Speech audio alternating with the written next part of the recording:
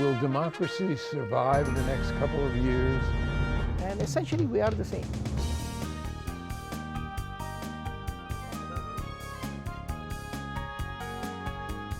And there are so many needs that Minnesota has. What people are saying they need right now. Access to Democracy is made possible in part by a donation from Firefly Credit Union. Firefly is the new name of U.S. Federal Credit Union, which has proudly served the financial needs of the greater Twin Cities community since 1925. At Firefly, we guide our members forward and give them the power to chase dreams by delivering the financial solutions they need to get ahead. From checking accounts to mortgages, we'll light the way. We are Firefly Credit Union, and this is life illuminated. By Thomson Reuters, providing legal professionals with intelligence, technology, and human expertise they need to find trusted answers. Thomson Reuters, the answer company. Online at thomsonreuters.com. And Dr. Charles Crutchfield of award-winning Crutchfield Dermatology in Eagan. Acknowledged as one of the nation's best physicians, a Minnesota native who trained at the Mayo Clinic, Dr. Crutchfield personally treats all patients and states that experience counts and quality matters. Crutchfield Dermatology, look good, feel great, with beautiful skin.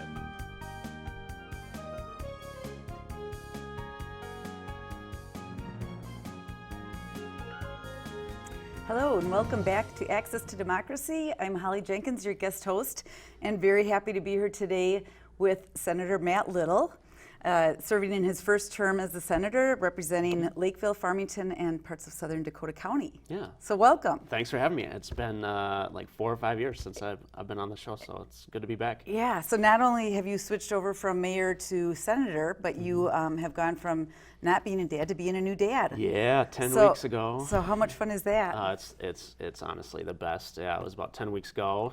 We welcomed Poppy into the world. So only 10 weeks. 10 weeks. Wow. Yeah. That's great. Well, congratulations. Yeah, thank you. It's been amazing. Yeah. And how about your first term as senator? Has it been lived up to its expectations? First term legislator, that is less amazing than being a first time dad. I'll tell you that for sure.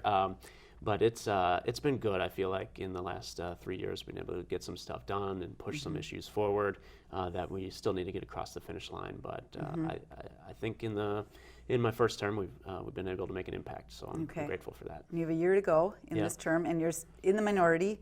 And has that been a challenge, as challenging as I suspect it is? Have you been able to get any hearings on your bills, or? Yeah.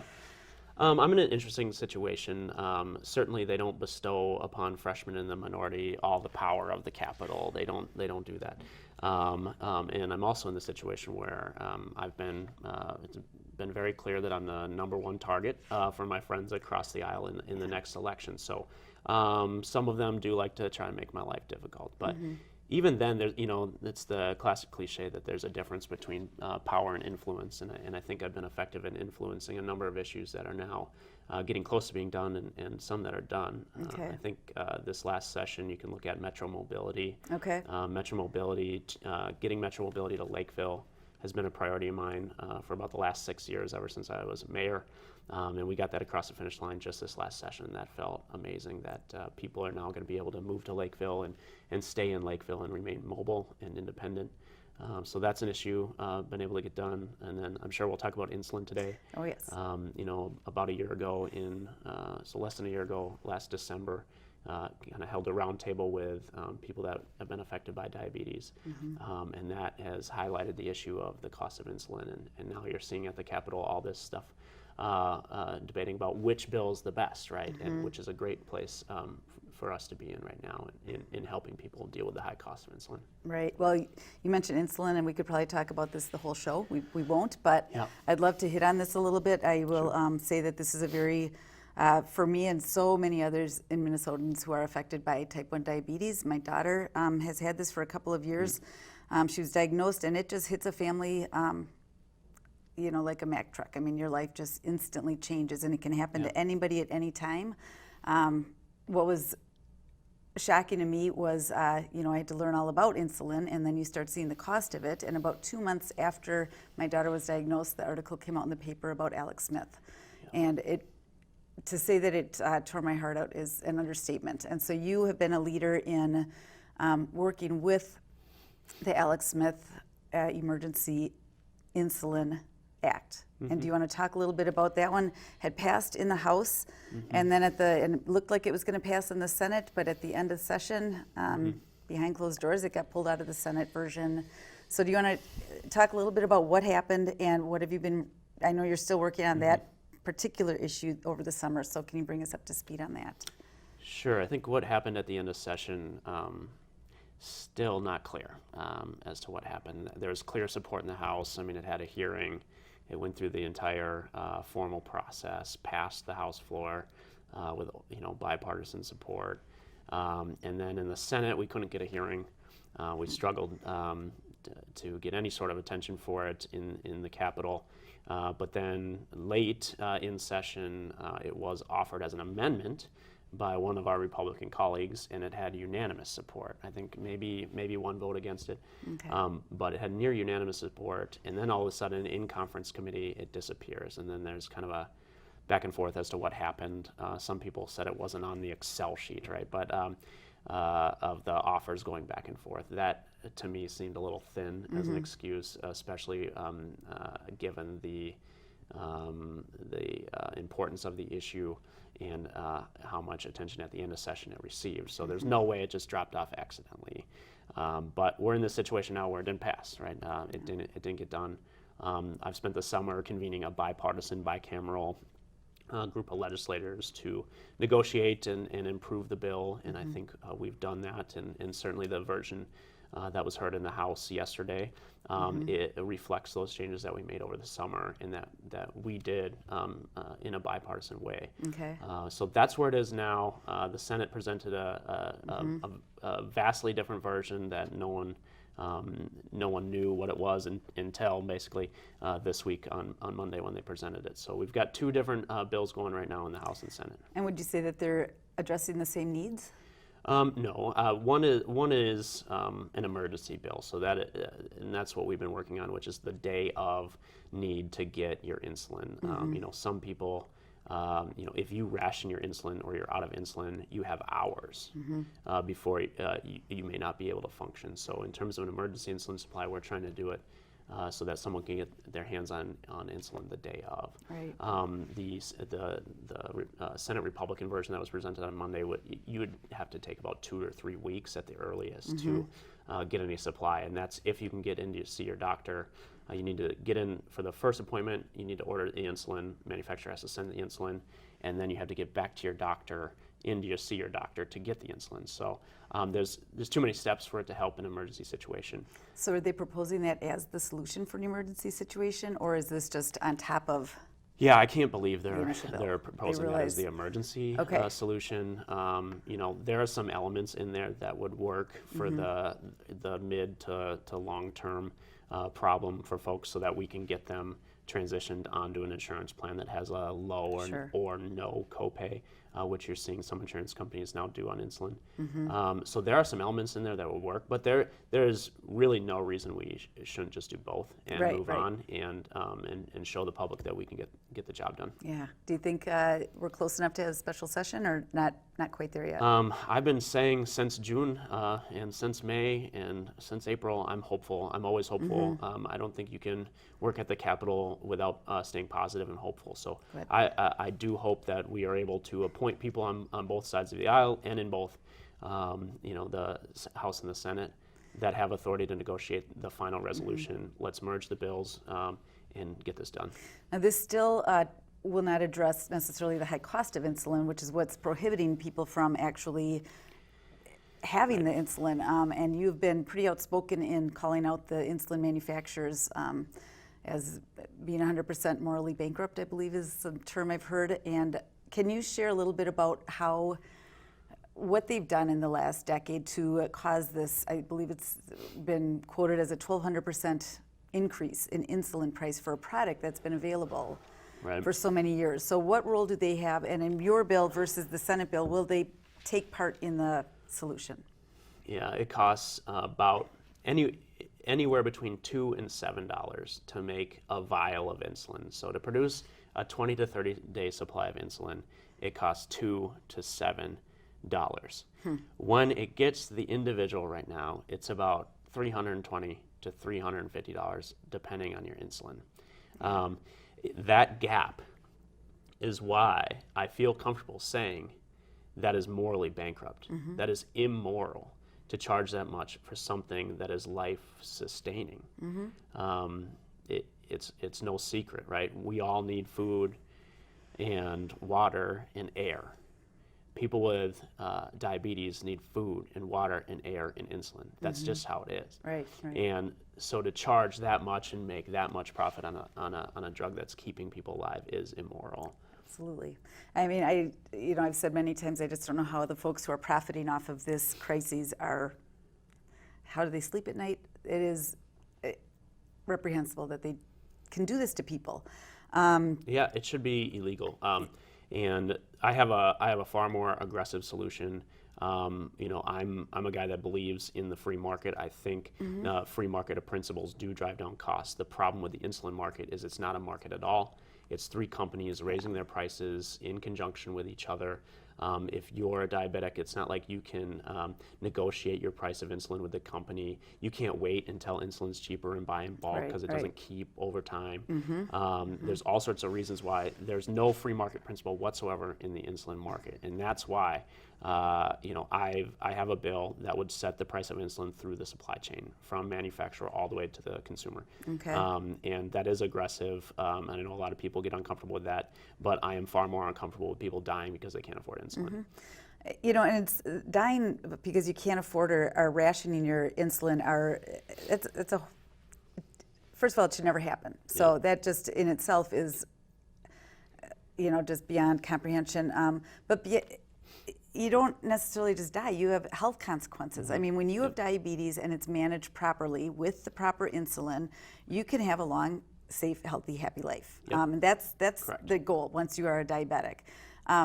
Unmanaged, because you have either the wrong type of insulin or are rationing it, results in overall additional health consequences to your heart, to your kidneys, to your vision. Your lower limbs can be, you might lose them. So is there any data to reflect the healthcare cost for treating people who are not able to manage their diabetes because they're rationing, because of the cost? Do we have any, are you aware of any research that's been done on the cost of treating?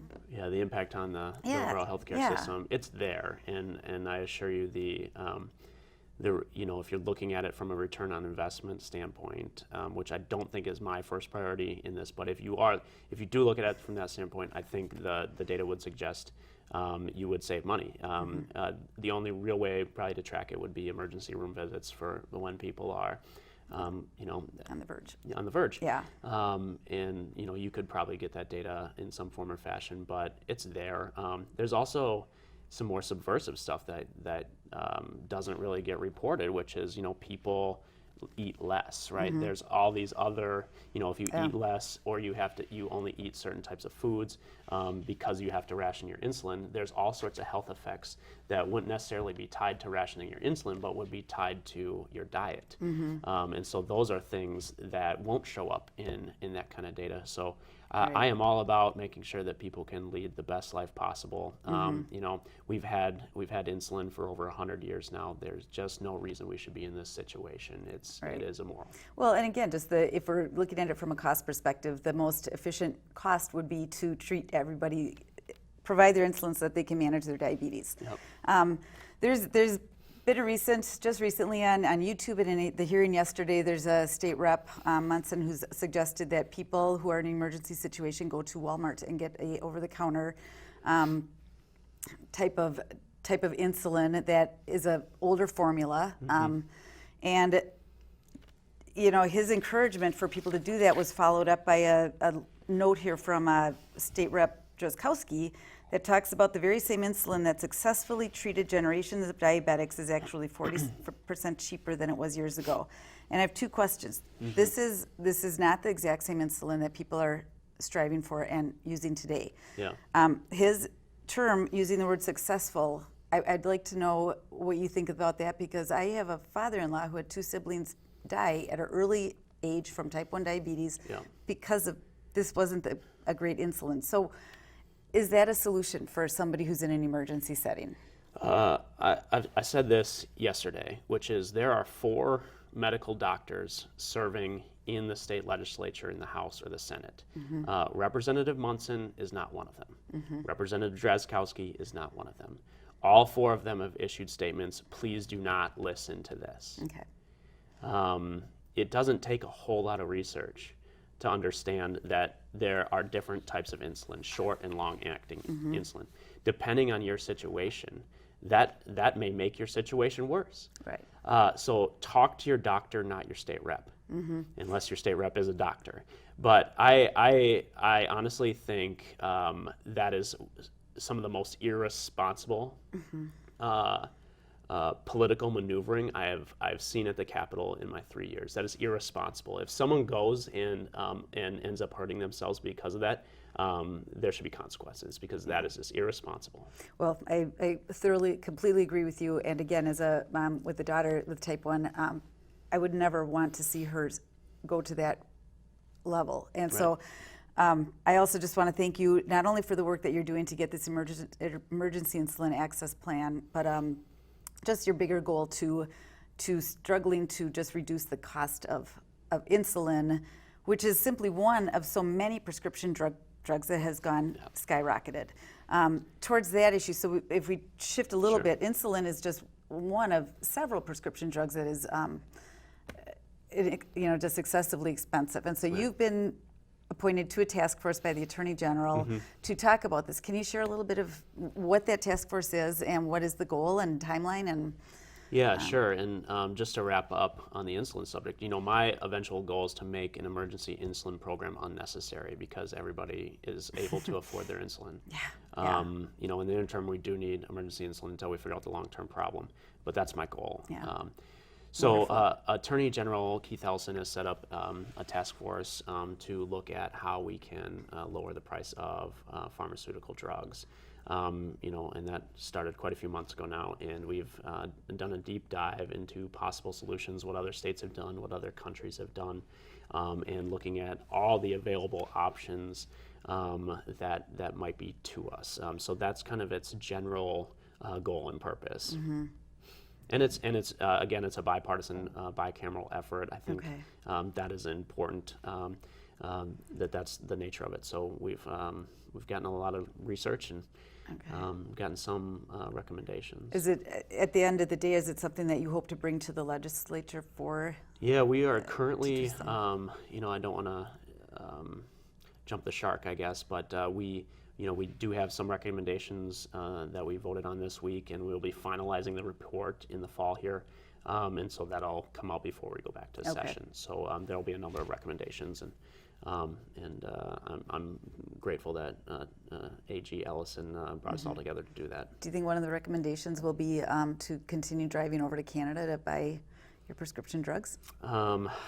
There may be a recommendation to do some sort of reimportation. The recommendation, is never that you shouldn't have to drive to Canada. But folks can go up there and legally get a 90-day supply, and if that keeps you healthy and alive, do it. Yeah. Okay. And we're lucky, I guess, in that case, that we're pretty close to Canada here in Minnesota.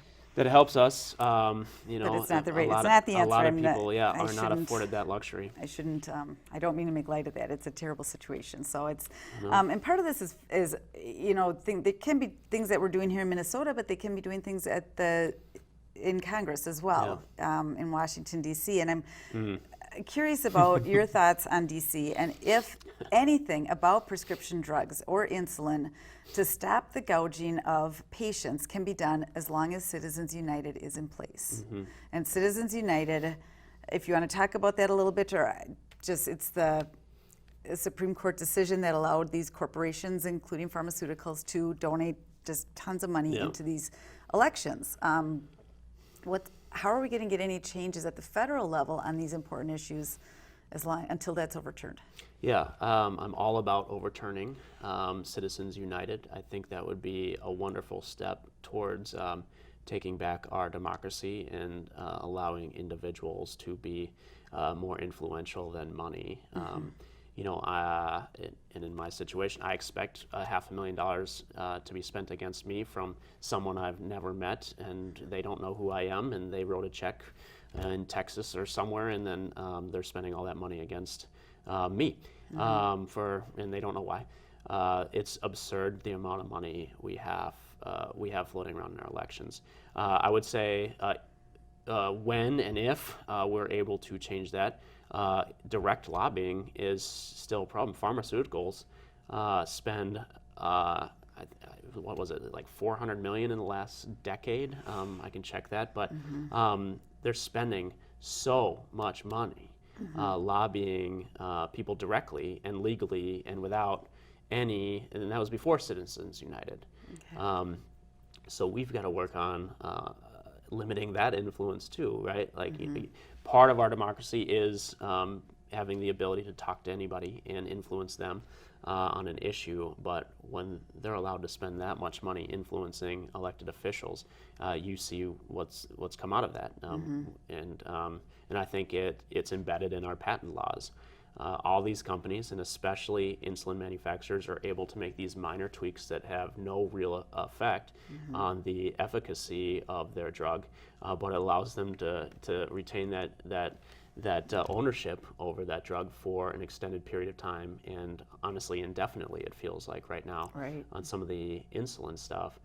The other thing that's happening is that if there's a competitor coming up, this is in the insulin market and more broadly the pharmaceutical market, if there's a competitor drug coming up, these companies are allowed to buy and pay off the competitor for not entering the market. They'll make these agreements that say, don't enter the market for how many years and we'll pay you this much.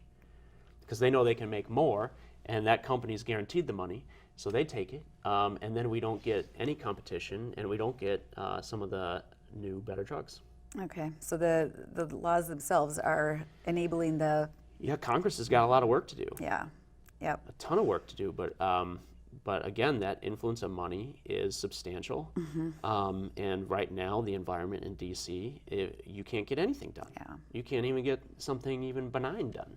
Well, you might be able to get a little something done now while they're distracted with Ukraine. They might be, but they've been distracted, it seems, for quite some time. Yeah. And it's impossible to get anything done. And, we've got to talk about gun safety at some point. Well, and I was going to say another just so similar to this is the next on my list was gun safety, and just Minnesota's doing what they can, but again, there's it's parallel issues in DC, and so what's going to happen on gun safety now? There's a hearing proposed by Senator Gazelka to talk about Minnesota's current rules. Is this just a placator to tell people, we're doing something, or is this really intended to, is this going to help improve our gun safety? I had heard those comments. I don't even know what that would be about. I mean, you can do a Google search if you want to know the current laws in Minnesota, and it's and the two pieces of legislation we've been working on are clearly not the law. Otherwise, we wouldn't be pushing them. It makes no sense. So the first one is a permit to purchase program where before you buy a firearm, a handgun or an assault-style weapon, assault rifle, you go and get a background check, and then you get a permit saying you can buy those guns. The reason why that is necessary is because if you walk into Dick's Sporting Goods right now and buy a gun, you got to get a background check. But if you decide to buy it from someone you just met outside in a parking lot, you don't have to get a background check. The law does not require a background check for someone you've never met.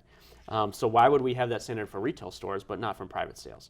So we want to make sure that in some form or fashion we're extending background checks to those private person-to-person sales and close that loophole. The second thing that has been in the legislature is a red flag law that would allow law enforcement to petition the court to take someone's weapons away if they're threatening to harm themselves or others. I just talked to a police officer I knew. I ran into him at a coffee shop this morning, and he was urging me, telling me we really need that because he's been in a couple situations in the last few months where they had no options to remove the guns from the household when the person is telling them, I am suicidal. And they couldn't do and anything. we're not going to give law enforcement the tools to prevent that person from committing suicide. So that bill is, so that one is supported by law enforcement completely. Yeah, I would say, and this officer supports, I don't want to speak for anybody else. Okay. But this officer certainly does. From a public standpoint, these proposals, background checks, extending background checks to private sales is over 90%, and has like overwhelming majority approval from gun owners as well. Red flag laws, I believe, is in the 80%. This is something that's overwhelmingly wanted by Minnesotans because people want to feel safe. Right. We shouldn't have to be in this mindset where our students are doing drills for this. Yep. Every time you go into a public place, you're thinking about, is it going to happen here? Absolutely. That should not be the society we live in. Do you think, now we have a big year coming up, 2020, an election year, is that going to give me some hope that maybe, because it's an election year, is that I'm hoping it'll decrease the level of hyperpartisanship that's going on, or is it going to make it worse on some of these issues? I mean, the insulin is shouldn't happen. Who's going to pay for it? That's I guess the question mark. But how are we going to get these things done if it stays in a partisan nature? I'm not sure our partisanship think it's gonna get better. can get worse. But I would say there's two parts to partisanship, right? There's public partisanship, and then there's capital, political partisanship at the Capitol. I would say there's a huge disconnect. Okay. I would say that, people aren't that partisan. If you talk to a person, they are not that partisan. They are not as partisan as what it says on the TV. They are not as partisan as we are at the Capitol. Okay. And so I think that's why the public gets frustrated with what happens at the Capitol, because you see this overwhelming public support from any geographic region, no matter your gender, no matter your income, no matter your background. People support background checks. But then we're at the Capitol, and somehow 50% of the people in the Senate are against background checks. That is a disconnect between elected officials and the public. And that's it. And it should be a representative government, but it truly doesn't appear that way, because just for that reason, you have this high percentage of the population that is supporting something, but it's no mystery, I don't think, why it's not getting done. There's money, too much money from these outside forces, and that has to change. Yeah, on the gun issue, I don't think it's a money issue. I actually think it is elected officials not understanding what their own constituents are asking for. It is a disconnect, and so I think people should head out there, knock on some doors in their district, and ask people. Yeah. Because if you ask people, they'll say, yes, I want someone to have a background check when they purchase a gun. And we just have a couple minutes to go, because Okay. I'd love to keep All right. talking about Sure. these issues, and Sure. there's still so much to go. But 2020, you'll be running again for your Yep. second term, Yep. and you're out knocking on doors, talking to people to represent the citizens in your district. Yeah. Thank you so much for being on the show. Good luck to you in 2020, and come back on and talk to us again soon. Thanks All for right? having me on. Yeah, you bet. Appreciate it. Thank you. Nice to see ya. All right, you Yep. too. Thank you for watching Access to Democracy.